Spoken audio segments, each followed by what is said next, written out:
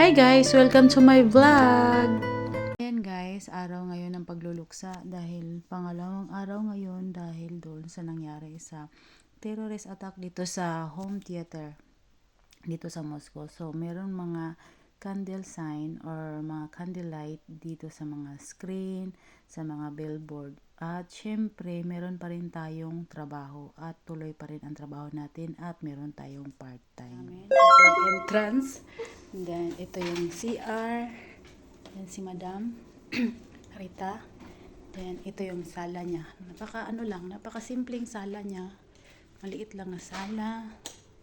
Maaliwalas. Ayan, maaliwalas. Pag walang gamit, maaliwalas. Yan. Yan ang kusina. Kusina agad. Sala, kusina agad yan guys. O, yan. Lababo. Yan. Malinis siya guys. Malinis to na. Dito, balcony. Dito sila kumakain. Ayan. Tapos, ito yung gusto ko sa bahay. Palagyan ko ng ganito. Tapos, dalawang high chair. O, diba? Social. Ito yung kwarto ng mga bata. So, another CR dito sa mga bata. Sa mga bata, sa mga kids. Ayan. Ito yung kwarto ng mga bata. Dalawa yung anak niya, babae. Tsaka ito kwarto ni Dodong. Ayan, marami siyang gamit. Ayan.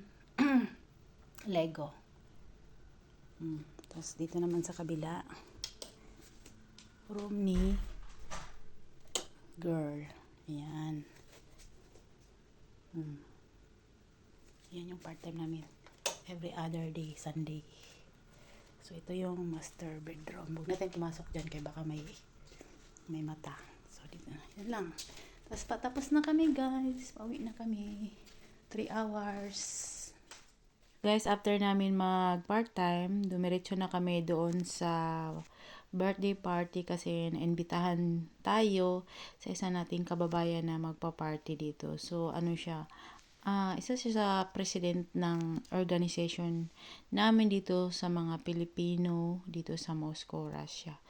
So, ayan, habang naghihintay kami ng train, ayan, syempre, nagmamasid-masid dito sa underground subway. Ayan guys, pasakay na kami at maya-maya nandun na kami sa party. So, ito na yung party. Ayan, in-mute ko na lang kasi nga merong copyright tayong music. So, mahirap na. Then, nandyan yung ito yung may nag-birthday. Ayan, siya yung may nag-birthday. Dayon, marami mga bisita, marami mga Pilipina. Ito yung asawa niya, ito yung anak. Ito yung kaibigan ko na sosyal. Stupid lang. Oh, stupid. Oh. Ayan na kami guys. Siksikan kami sa taxi. Turuin mo yung taxi namin. Ilan kami? 2, 4, 6. 6 kami guys. Ang 5 seaters, ginawang 6. Ang ganun mga Pinoy. Mga wais kayo. Bumalik akong kinaon ba? Huwag naipit akong tiyan. Mas kawawa to. Oh, na yung half na puwit na lang ang nakaupo. Yung isa dyan, yung half na puwit na kaupo. Ayan, kasi sabi ko mag-metro tayo eh. Ayaw mo mag-metro eh. Sa taxi, siksikan ba? Sabi ko mag-metro kami oh. Ayan, siksikan kami sa taxi. Sige. Naipit-ipit na yung mga tiyan namin. Tulog na yung kasama namin doon. So pag uwi natin guys, ayan yung madadap na natin sa bahay ng amo. Ang kalat. Syempre hindi nawawala yung bring home natin. So nag-bring home tayo ng lechong belly. So, ayan, lechong kawali na natin yan para maulam na natin, guys. Ayan, happy birthday uli sa birthday celebrant at salamat sa lechong belly. Ayan, lechong paksiw na siya ngayon. Napakasarap.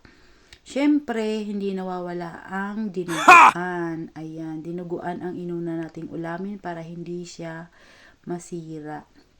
So, nagpadala rin sila sa akin ng dinuguan. Ayan, guys. Isa lang yun talagang nagluluto ng dinuguan dito sa Moscow na kinakainan ko. So, ayan, yung nagluluto nito ay yung nag-birthday celebrant din. Siyempre, kinabukasan, nag-planting na tayo guys kasi kailangan na natin magtanim ng mga exotic vegetable. Yun ang sabi ni amo. So, nagpabili ako sa kanya ng ampalaya seeds sa online. Ayan. Tas ilang araw lang dumating na siya.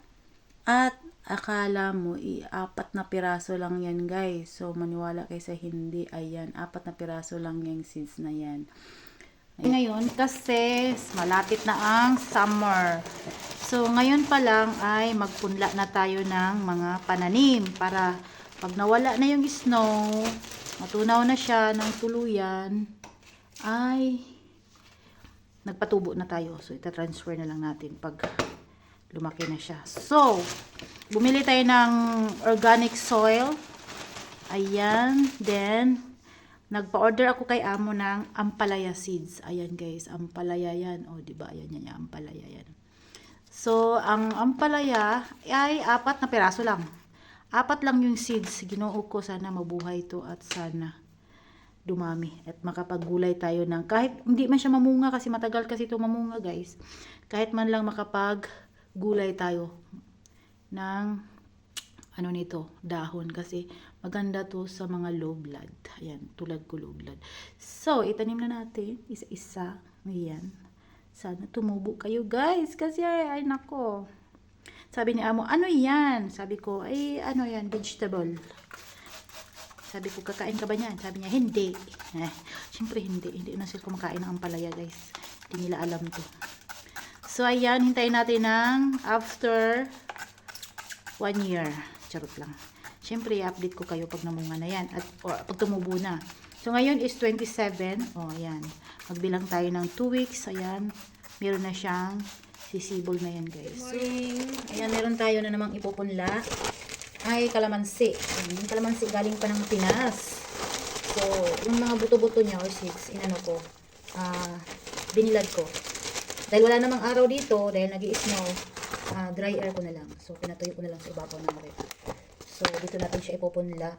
Sana mabuhay o merong man lang tumubo sa lemon natin. Ito yun siya guys. Oh. Yan, napakadami niya. So, good luck na lang pag tumubo ito.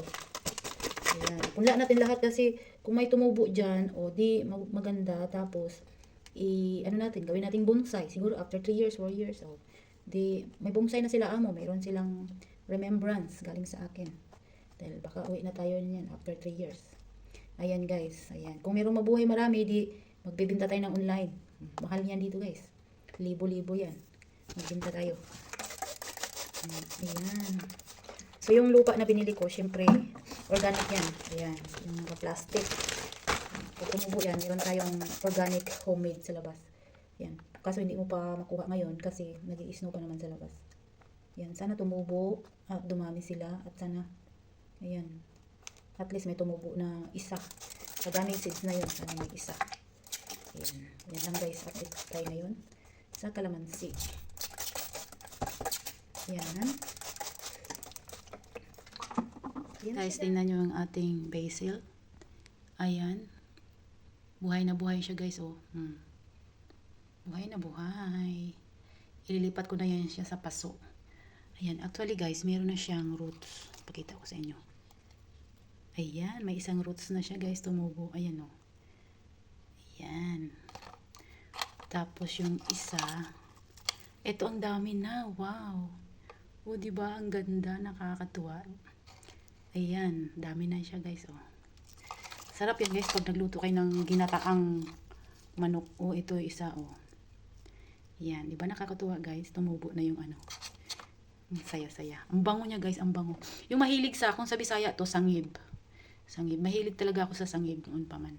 Kasi yan ang ginagamit namin pag naggagata kami. Kahit anong gata, nilalagyan ng sangib. Tsaka guys, mayroon siyang bulaklak, so magkakaroon siya ng seed soon. Diba? Ang saya. Ayan, konting kimbot na lang ay summer na. Ayan guys, so melty na siya dito banda. So, malapit na mag-garden. At saka dito, ayan, manipis na lang yung snow. At ito, ayan na. Yung lubog sa snow, ayan na siya. Medyo, kunti na lang, kunting kimbot na lang. Ay, mag-grass cutter na tayo at mag-garden na tayo. At nagpabili ako ng ampalaya seeds kay amo. Ampalaya, okra, ano pa ba yun? Basta 3 yung pina-order ko ni boss. Ayan. Dapat makapagpunla na tayo para mag-start na siya mag-grow. Diba, nandito tayo sa garden.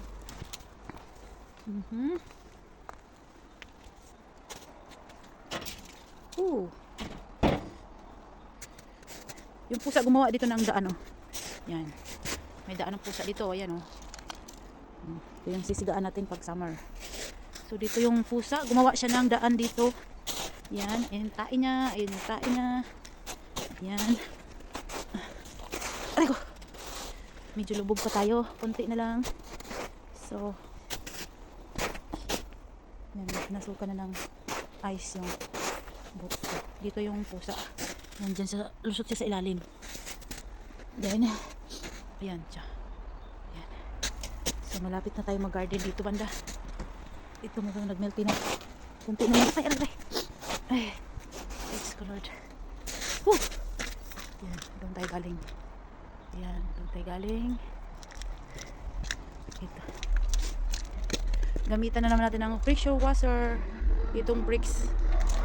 Malinis. Yan lang update for today, March 25. Malapit na tayo mag-garden, guys.